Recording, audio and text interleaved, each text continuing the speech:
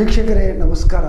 ನಾವು ಈಗ ಆಗಲೇ ಹೇಳಿದ ಪ್ರಕಾರ ಹೊಳಸಾಲ ದಂಡೆಯ ಪ್ರತಿ ಗ್ರಾಮಗಳಿಗೆ ಆಯಾ ಗ್ರಾಮಗಳಲ್ಲಿ ದೊಡ್ಡ ದೊಡ್ಡ ಊರಿಗೆ ಹೋಗಿ ಆಯಾ ಲೀಡರ್ಗಳ ಕಡೆ ನಾವು ವಿಚಾರಗಳನ್ನ ಕೇಳ್ತಾ ಇದ್ದೇವೆ. ಅದೇ ಪ್ರಕಾರ ಇಲ್ಲಿ ಮಾಂಜ್ರಿ ಗ್ರಾಮಕ್ಕೆ ಬಂದಿದ್ದೇವೆ. ಮಾಂಜ್ರಿ ಗ್ರಾಮ ಅಂದರೆ ನಿಮ್ಗೆ ಗೊತ್ತು, ಒಂದು ಇಟ್ಟಂಗಿ, ಒಂದು ಹೊಳೆಯ ದಂಡೆ ಮೇಲೆ ಇಟ್ಟಂಗಿ ತಯಾರು ಮಾಡೋದು ಮತ್ತು ಕಬ್ಬಿಗೆ ಪ್ರಸಿದ್ಧವಾದಂಥ ಊರು. ಈ ಗ್ರಾಮದಲ್ಲಿರುವಂಥ BJP ನಾಯಕರಾದ ಅಣ್ಣಾಸಾಹೇಬ್ ಯಾದವ್ ರೊಟ್ಟಿಗೆ ನಿಮಗೆ ಹಾಕ್ತೀವಿ ಸರ್. ನಮಸ್ಕಾರ. ಈ ರಾಜಕಾರಣ ಸ್ವಲ್ಪ ಬದಿಗಿಟ್ಟು ಅಣ್ಣಾಸಾಹೇಬ್ ಯಾದವ್ರನ್ನು ಬಹುಶಃ ನಾನು ಭಾಳ ದಿವಸ ಆಯಿತು ನೋಡ್ತಾ ಇದ್ದೀನಿ. ಮಗನವ್ರು ಶಾಸಕರಾಗ್ಯದಂತ ನಾನು ನೋಡ್ತಾ ಇದ್ದೀನಿ. ಯಾವಾಗಲೂ ತಾವು ಕಾಂಗ್ರೆಸ್ ವಿರೋಧಿಯಾಗಿ ಕೆಲಸ ಮಾಡ್ತಿದ್ರಿ. ಯಾಕೆ ನಿಮಗೆ ಕಾಂಗ್ರೆಸ್ ಮ್ಯಾಗೆ ಎಷ್ಟು ಸಿಟ್ಟ? ಈಗಲ್ಲ, ನೀವು ಜನತಾದಳ ಬಿಟ್ಟರೆ BJP ಒಟ್ಟು ಕಾಂಗ್ರೆಸ್ ಬಿಟ್ಟೆ ನೀವು ಕೆಲಸ ಮಾಡ್ತಿದ್ರಿ. ಕಾಂಗ್ರೆಸ್ ಮೇಲೆ ಏನು ನಿಮ್ಗೆ ಕಾಂಗ್ರೆಸ್ ಕೆಟ್ಟ ಮಾಡಿದ್ರೆ? ನಿಮ್ಗೆ ಕಾಂಗ್ರೆಸ್ ಬದಲು ಹೇಳೋದಾದ್ರೆ, ಈಗ 60 ವರ್ಷ ದೇಶ ಆಳಿದವರು ಅವರು ಕಾಂಗ್ರೆಸ್ದವರು. 60 ವರ್ಷ ದೇಶ ಆಳಿದವ್ರದ ಪರ್ಮನೆಂಟ್ ಸೊಲ್ಯೂಷನ್ ಯಾವುದೂ ಮಾಡಲಿಲ್ಲ. ನದಿ ಜೋಡು ಪ್ರಕಲ್ಪ ಆಗಲಿ ಅಥವಾ ರಸ್ತಾ ಈ ಹೈವೇಗಳಾಗಲಿ. ಈ ವಾಜಪೇಯಿ ಗೌರ್ಮೆಂಟ್ 5 ವರ್ಷ, ಮೋದಿ ಗೌರ್ಮೆಂಟ್ 5 ವರ್ಷ. ಈ 5 ವರ್ಷನಾಗ 10 ವರ್ಷ BJPದವ್ರು ಏನು ಗೌರ್ಮೆಂಟ್ ಮಾಡಿದ್ರು. ಅದು ಪ್ರಗತಿ ದೇಶ, ಇಡೀ ದೇಶ ಸಣ್ಣ. ಆದರೆ ನೀವು ನಾ ಹೇಳೋದು ಬರೀ ಕಾಂಗ್ರೆಸ್ ಬಿಟ್ಟು ಅಳಿಗಾಡವಾರಿ, ನೀವು ಕಾಂಗ್ರೆಸ್ ವಿರುದ್ಧ ಬಿಟ್ಟು ಅಳಿಗಾಡವಾರಿ. ಹುಟ್ಟಾಗಿಂದ ನಾವು ಕಾಂಗ್ರೆಸ್ ವಿರೋಧಿನೇ. ಒಂದ್ಸಲ ಹುಟ್ಟಕ್ಕಿಲ್ಲ? ಇಲ್ಲ. ನನಗೆ ಓಟ್ ಯಾವಾಗ ಅಧಿಕಾರ ಬಂದಿದ್ದಿ ಅವಾಗಿಂದ ನಾವು ಕಾಂಗ್ರೆಸ್ ಕೈಗೆ ಓಟ್ ಹಾಕಲಿಲ್ಲ. ಅದೇ ಅದಕ್ಕಂತ ಮುಖ್ಯ ಕಾರಣ ಏನು ಅಂಥದ್ದೇನು ನಿಮಗೆ ಇಫೆಕ್ಟ್ ಆಗೈತಿ? ನಾ ಹೇಳ್ತೀನಿ ರೀ, ಕಾಂಗ್ರೆಸ್ದಾಗ ಘರಾಣೆಶಾಹಿ ಬಿಟ್ಟಿಲ್ಲ, ಅವು ಪಕ್ಷದಾಗ ಲೋಕಶಾಹಿ ಇಲ್ಲ. ಒಟ್ಟು ಗಾಂಧಿ ಮಣಿತನ ಒಂದರಿಂದ ಗಾಂಧಿ ಮಣಿತನ. ಇಂದಿರಾ ಗಾಂಧಿ, ಪಂಡಿತ್ ಜವಾಹರ್ಲಾಲ್ ನೆಹರು, ರಾಜೀವ್ ಗಾಂಧಿ, ಆಮೇಲೆ ಈಗ ರಾಹುಲ್ ಗಾಂಧಿ ಆಗೋಣ, ಈಗ ಪ್ರಿಯಾಂಕಾ ಗಾಂಧಿ. ಲೋಕಶಾಹಿದಾಗ ನಮ್ಮ ದೇಶದಾಗ ಹುಷಾರು, ಕಾಂಗ್ರೆಸ್ದಾಗ ಬೇರೆ ಹುಷಾರಿದ್ದಾರೆ ರೀ. ಪ್ರಣವ್ ಮುಖರ್ಜಿ ಇದ್ದರು, ಅವರು ಚಾನ್ಸ್ ಕೊಡಲಿಲ್ಲ. ಅವ್ರ ರಿಮೋಟ್ ಕಂಟ್ರೋಲ್ ಮ್ಯಾಗ ನಡಿಬೇಕಿಂತ ಗೌರ್ಮೆಂಟ್ ಬೇಕು ಅವ್ರಿಗೆ. ಅದಕ್ಕೆ ನೀವು ವಿರೋಧ ಮಾಡ್ಕೊತ ಬಂದ್ರಿ. ಅಂದರೆ ಅಲ್ಲಿ ತತ್ವ ಇಲ್ಲ ಅಂತ ಹೇಳ್ತೀರಿ. ಇನ್ನು ತಾವು ತಪ್ಪು ತಿಳಿದಿದ್ರೆ ವೈಯಕ್ತಿಕವಾಗಿ ಕೇಳ್ತೀನಿ, ನೀವು ಒಬ್ಬ ನಿಷ್ಠಾವಂತ ಕಾರ್ಯಕರ್ತನಾಗಿ, ಅದು ವ್ಯಕ್ತಿ ಯಾರೇ ಇರಲಿ, ನೀವು ಅಳಿಗಾಡಂಗಿಲ್ಲ. ಫಿಟ್ 2 ದಿವಸ ಮಗಣ್ಣವ್ರ ಕಡೆ ಇದ್ದರೆ ಅದು ಫಿಟ್, 2 ದಿವಸ ಕೋರೆಯವ್ರ ಕೌಟಿಗೆ ಮಠ ಕಡೆ ಇದ್ರೆ ಅದು ಫಿಟ್. ಆಯಾ ವ್ಯಕ್ತಿಗಳು ಎಲ್ಲೆಲ್ಲೋ ಹೋಗ್ಬೋದು, ಆದರೆ ನೀವು ಮಾತ್ರ ಅಲ್ಲೇ ಉಳ್ತೀರಿ. ಆದರೆ ನೀವು ಮಾಂಜ್ರಿ ಬಿಟ್ಟಿನ ನಿಮ್ಮ ಕುರ್ಚಿ ಅಳಿಗಾಡುವತ್ತಲ್ಲ, ಪ್ರಾಮಾಣಿಕವಾಗಿ ಇಲ್ಲ. ಪ್ರತಿಯೊಂದು ಕಾರ್ಯಕರ್ತ ಸೀಮಿತ ಆಟವಲ್ಲೇ ದಾಡ್ಸೋರು ಯಾಕೆ ಒಂದೊಂದು ನಾವು ಫೈಟ್ ಮಾಡಿದೆವು. ಜಡಿಪಿಗೆ ನಾವು ಫೈಟ್ ಮಾಡಿದ್ದೇನೆ, ಸುರೇಶ್ ಕುರಾಣಿ ಅವ್ರದ್ದು ಫೈಟ್ ಮಾಡಿದ್ದೇನೆ. ನನ್ನ ದುರ್ದೈವ, ನಂಗೆ ಯಶ ಬರಲಿಲ್ಲ ಅವಾಗ. ಅದು ಒಮ್ಮೆಗೆ ಮುಗಿಲಿಲ್ಲ. ಇಲ್ಲ, ನಾ ಹೇಳ್ತೇನೆ ಕೇಳ್ರಿ, ಪ್ರತಿಯೊಂದು ಕಾರ್ಯಕರ್ತಾಗ ಸಂದೇಶ ಇದ್ದೀನಿ ನಮ್ಮ ಪಕ್ಷದಾಗ. ಈಗ ಸಾಮಾನ್ಯ ಕಾರ್ಯಕರ್ತ ಪ್ರೈಮ್ ಮಿನಿಸ್ಟರ್ ಆಗಿದೆ. ಇದು ನಾವು ಇಡೀ ದೇಶ ನೋಡ್ತದೆ. ಇನ್ನು ಅಣ್ಣಾಸಾಹೇಬ್ ಇನ್ನು ಇಲೆಕ್ಷನ್ಗೆ ಬರ್ತಾನೆ. ನಿಮ್ಮ ಪ್ರಚಾರ ಹೊಳಸಾಲದಲ್ಲಿ ಪ್ರಾಪರ್ ಮಾಂಜ್ರಿ ಎಲ್ಲೆಲ್ಲಿ ಹೋಗಿದ್ದೀರಿ ನೀವು? ಯಾಕಂದ್ರೆ ನಾ ಈಗ ಇಂಗ್ಳೆ ಆಗಲಿ, ಯಡೂರು ಆಗಲಿ, ಚಂದ್ರು ಆಗಲಿ, ಅಥವಾ ಅಥಣಿ ತಾಲೂಕದಾಗ ಸಹಿತ ಮಂದಿ ಅಡ್ಡಾಡಿ ಬಂದೆ ನಾವು. ಏನು ಅನುಭವ ಬಂತು? ಎಲ್ಲ ಕಡೆ ಈಗ BJP ಬದಲು ಪಾಸಿಟಿವ್ ಮತ ಇದಾವೆ. ಎಲ್ಲ ಕಡೆ ತಿರುಗಾಡಿದೆ? ಎಲ್ಲ ಕಡೆ. ಎಷ್ಟು ನಾ ಅಥಣಿ ಕಾನ್ಸ್ಟಿಟ್ಯೂಷನ್ ರೀ, ಪಾರ್ತನಹಳ್ಳಿ ಹಿಡ್ಕೊಂಡು ಮದ್ದಬಾವಿ ಆಗಲಿ, ಹುಲಗವಾಳಿ ಆಗಲಿ, ದರೂರು ಆಗಲಿ, ಎಲ್ಲ ಕಡೆ ಈಗ ಪಶ್ಚಾತ್ತಾಪ ವ್ಯಕ್ತಪಡಿ ಮಾಡ್ದಾಗ ಚಲೋ ಬಂಗಾರಂತ ಆಮದಾರ ನಮ್ಮ ಕೈಯಾಗಿದ್ದ. ಈಗ ಸಾದಾ ಉದಾಹರಣೆ ಅವ್ರ ಹುಲಗವಾಳಿದ ಹೇಳ್ರಿ, ಒಂದು TC ಸುಟ್ಟಿದ್ದಲ್ಲ, ರೈತರ ತೋಟದಾಗ ಹೋಗಿದ್ವಿ. ಅಲ್ಲಿ ಸಿಟಿ ಆಮದಾರ್ ಸಿಗಬೇಕಾದ್ರೆ 6 ತಿಂಗಳಿಂದ ಆಮದಾರ್ ಸಿಗಾಗ್ತಾ ಇರಲಿಲ್ಲ ಅವರು ಕುಮಟೊಳಗೆ. ಒಟ್ಟಾರೆ ಇಲ್ಲಿ ಬಿಡ್ರಿ, ಮಾಂಜ್ರಿ ಊರೊಳಗೆ, ಮಾಂಜ್ರಿ ಊರೊಳಗೆ ನೀವು ಎಲ್ಲ ಕಡೆ ತಿರುಗಾಡಿದ್ರಿ. ನಾ ಮಾಂಜ್ರಿ ವಾಡಿ ಅನೇಕ ಮತ್ತೇನಿರ್ಬೇಕು, ತೋಟಪಟ್ಟಿ ಇರ್ಬೇಕು, ಅವೆಲ್ಲ ತಿರುಗಾಡಿದ್ರಿ. ತಿರುಗಾಡಿ ಆಮೇಲೆ ನಾವು ಡೋರ್ ಟು ಡೋರ್ಗೆ ಸದ್ಯ 2 ಸಲ ರೌಂಡ್ ಆಗಿದ್ದಾವೆ ನಾವು. ಜನ ಏನು ಹೇಳಿಕತ್ತಾರೋ ನಿಮ್ಮ ಕಡೆ? ಏನು ಕೇಳಿಕತ್ತಾರೋ?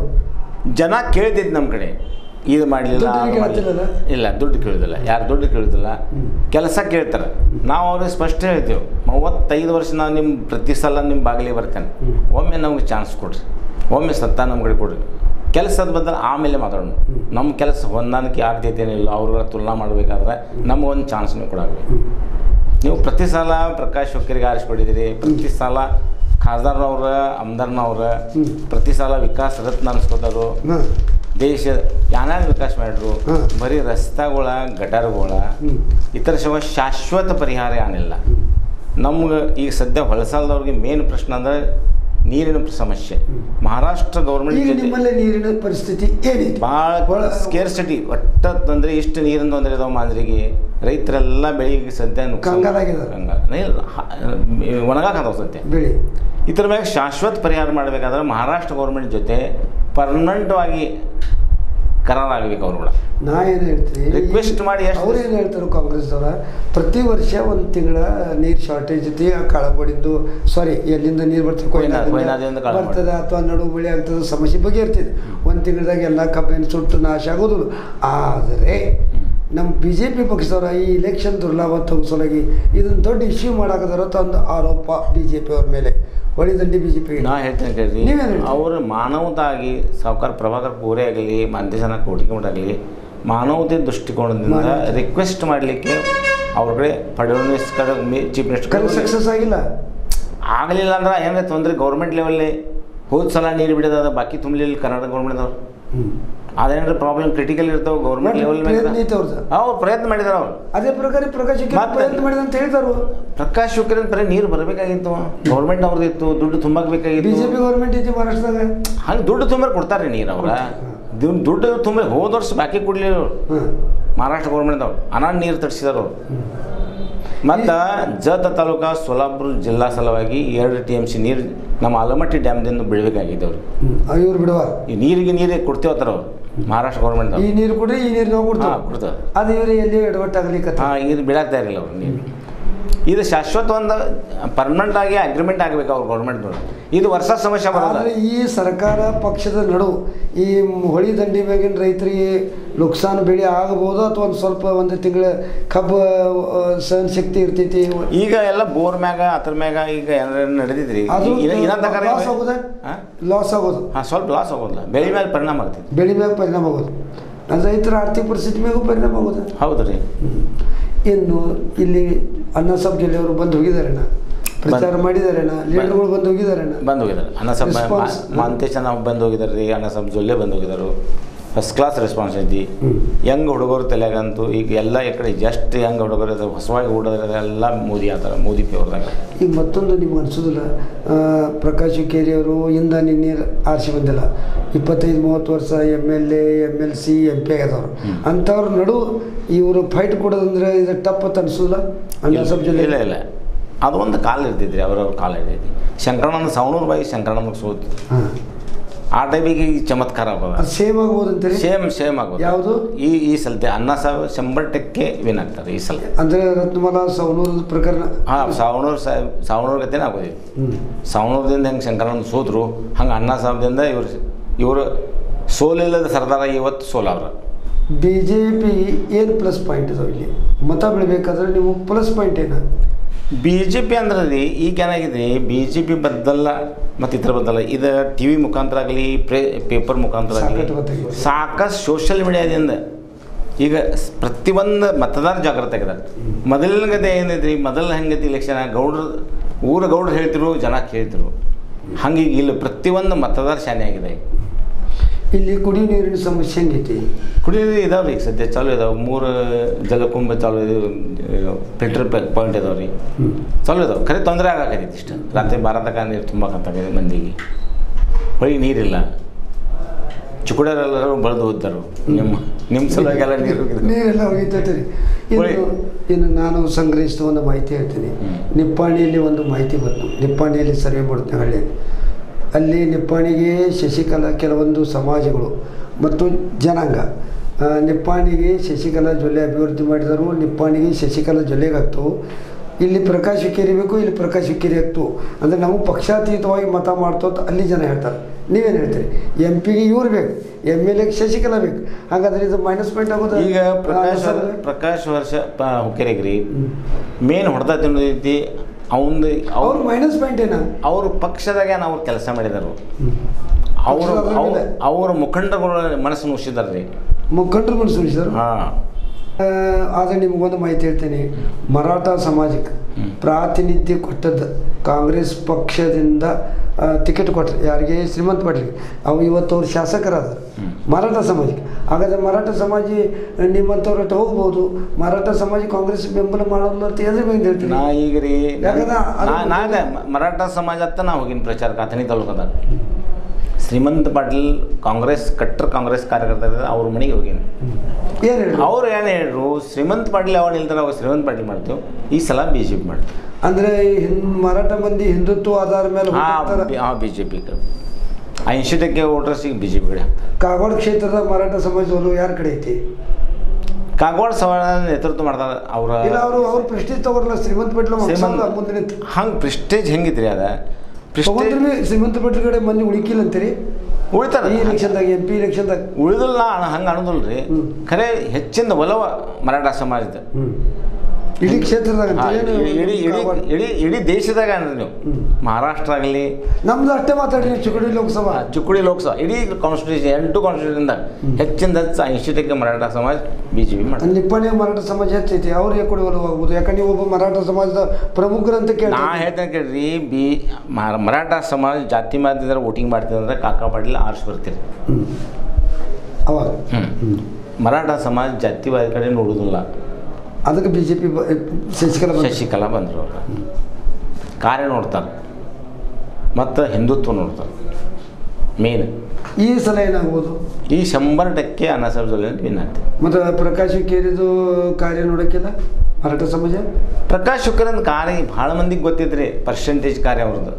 ಮತ್ತೇನ ಅವ್ರದ್ದು ನೀವು ಹವಾ ಎಬ್ಸಿದ್ರಿ, ಕೆಲಸ ಮಾಡ್ತಾರೆ, ಕಳಪೆ ಮಾಡ್ತಾರೆ, ಶಾಶ್ವತ ಹೆಸರು ಕೆಡಿಸೋದು. ನೀರು ನಾ ಹೇಳ್ದಂಗೆ ಹೆಸರು ಕೆಡಿಸೋದು ಬೇಡ್ರಿ.